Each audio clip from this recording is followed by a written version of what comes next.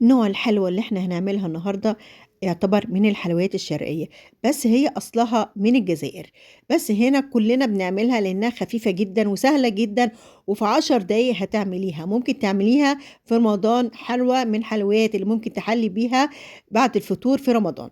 هنقول بقى الطريقة، نجيب بيضتين وعليهم نُص كوباية لبن، بيضتين، بيضتين بس نُص كوباية لبن، وهنضربهم كويس ونحط عليهم الفانيليا، سواء خام أو فانيليا سايلة. هنحط معاها 4 معالق دقيق ومعلقتين نشا، يعني 6 معالق، 4 دقيق و2 نشا. أوكي، لحد دلوقتي كده إحنا الموضوع سهل جدًا.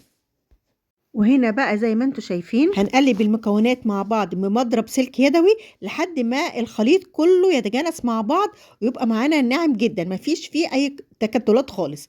هنا المرشم اللي انا بقول عليه بقى او الطابع اللي هنستخدمه في الحلوى، هي اسمها حلوة الوردة بالمرشم. وهنا بوريكم شكل الطبق بيعمل ازاي، فيه كذا غيار وكذا رسمة للوردة. هنحط طاسة على النار وفيها الزيت يسخن، وهنحط الطبق في قلب الزيت وهو سخن عشان تسخن من الزيت، وهنقوم حاطينها في الخليط اللي احنا عملناه عشان تلقط جزء من الخليط، وهنرجع تاني على الزيت هنحطها في الزيت هتلاقيها اتخلعت معاكي من الطبق بكل سهولة زي ما انتوا شايفين.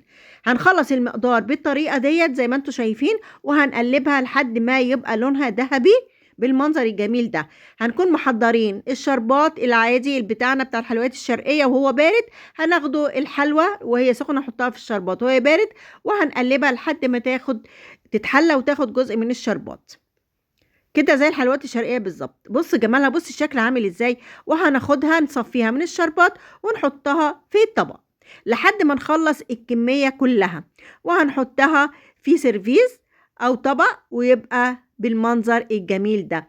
احلى واخف حاجة تاكليها اللي هي حلوى المرشم، فعلا جميلة مش هاخد منك ايها وقت.